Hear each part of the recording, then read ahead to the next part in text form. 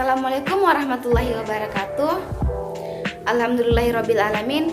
Pada kesempatan video kali ini, saya Sartika Muslimawati dan rekan saya Kak Firdaus Nurlan akan meresensi sebuah buku dalam rangka pemenuhan tugas kuliah program Pasca Sarjana Magister Manajemen Universitas Muhammadiyah Makassar. Buku ini berjudul Human Capital Development dengan ketebalan 167 halaman dan ditulis oleh Bapak Dr. Ede Justriadi SEMM, yang mana saat ini beliau sedang menjabat sebagai Ketua Prodi Program Pasca Sarjana Unismu Makassar. Penulis kedua yaitu Bapak Profesor Dr. Abdul Rahman Rahim SEMM. Buku ini diterbitkan di Pekalongan pada tahun 2019 oleh penerbit NEM selaku anggota IKAPI. Dalam buku Human Capital Development ada beberapa subbagian yang dibahas, yakni tentang intellectual capital, human resource development, performa development, komponen intellectual capital, dan juga dilengkapi dengan contoh-contoh riset di bidang MSDM dan faktor-faktor yang mempengaruhi kinerja. Bagian pertama yaitu pendahuluan. Buku ini dalam pendahuluan mengemukakan bahwa suatu organisasi pada dasarnya memiliki dua sumber daya.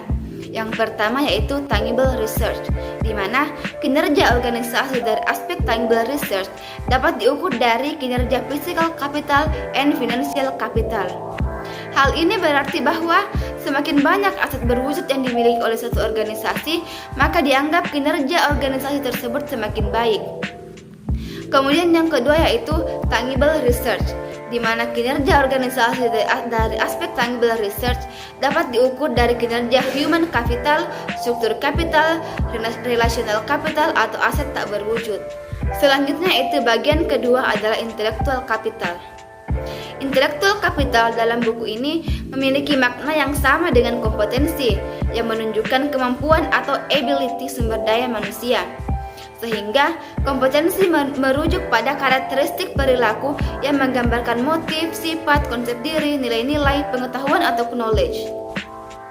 Penerapan kompetensi pada human resource development adalah upaya untuk mendapatkan SDM yang memiliki keunggulan kompetitif melalui implementasi visi, misi, nilai-nilai, dan strategi organisasi. Pada bagian ini juga diberikan contoh kompetensi yang harus dimiliki oleh seorang dosen, yaitu kompetensi pedagogik, kompetensi profesional, kompetensi sosial, dan kompetensi kepribadian. Selanjutnya itu bagian 3. Bagian 3 dari buku ini membahas tentang human resource development. Dijelaskan dalam buku ini bahwa human resource development merupakan bagian dari manajemen sumber daya manusia yang dapat menjadi yang berdiri sendiri.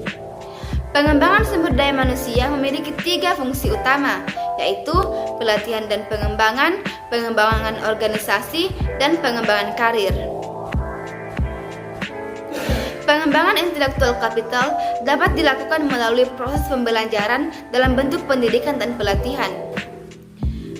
Dalam buku ini dijelaskan model pengembangan sumber daya manusia dapat dilakukan melalui 3 hal. Yang pertama yaitu pendidikan formal, pendidikan non-formal, dan pendidikan al-Islam kemuhammadiyaan.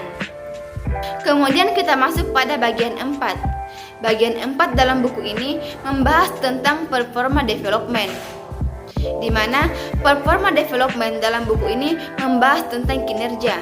Kinerja pada prinsipnya lebih menggambarkan achievement atau prestasi, yang mana kinerja merupakan hasil dari pekerjaan yang berkaitan dengan tujuan organisasi yang efektif dan efisien. Kinerja adalah fungsi dari motivasi dan kemampuan yang dapat dirumuskan bahwa performa adalah ability x motivation, di mana ability diperoleh dari proses pelatihan dan pengembangan, sedangkan motivasi didorong oleh adanya motif atas kebutuhan dari pekerjaan, pengharapan atas lingkungan, dan kebutuhan atas imbalan.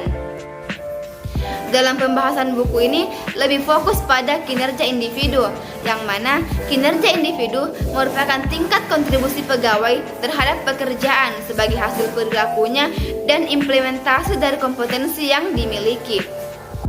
Selanjutnya yaitu bagian 5.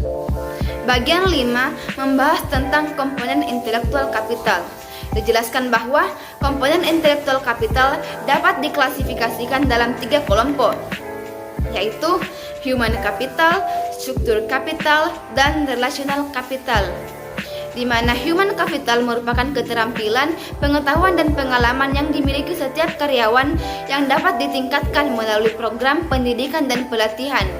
Kemudian struktur kapital. Struktur kapital adalah pengetahuan yang berada di dalam organisasi yang terdiri atas rutinitas organisasi, prosedur, sistem, budaya, dan database. Kemudian yang terakhir yaitu relational capital. Relational capital adalah penciptaan hubungan kerja dan lingkungan kerja yang harmonis baik secara internal organisasi maupun eksternal organisasi. Selanjutnya itu kita masuk ke bagian 6. Pada bagian 6 membahas tentang contoh-contoh riset bidang MSDM, di mana pada bagian ini lebih banyak mengutip kasus-kasus dari hasil penelitian yang dilakukan di perguruan tinggi, khususnya perguruan tinggi Muhammadiyah sebagai sampel. Sehingga dengan adanya riset-riset ini dapat membantu membaca untuk memahami konsep penelitian kuantitatif, mulai dari perencanaan, pelaksanaan, pengolahan data, dan deskripsi hasil penelitian berupa pembahasan dan hasil penelitian. Bagian terakhir yang dibahas dalam buku ini adalah faktor-faktor yang mempengaruhi kinerja, yang mana pada bagian ini membahas penelitian yang berkaitan tentang faktor yang mempengaruhi kinerja. Faktor-faktor tersebut adalah pendidikan formal, pendidikan non-formal, pendidikan al-Islam kemuhammadiyahan, intelektual kapital, dan perilaku kerja.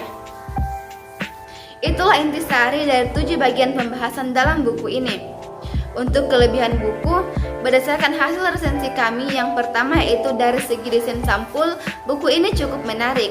Kemudian pada pembahasan buku dilengkapi contoh-contoh riset di bidang MSDM sehingga pembaca mudah memahami isi buku. Terkait dengan kekurangan buku, yaitu banyak menggunakan istilah atau kata bahasa Inggris, sementara pada akhir halaman buku tidak terdapat glosarium untuk istilah-istilah tersebut, sehingga pembaca bisa saja kesulitan memahami istilah-istilah tersebut.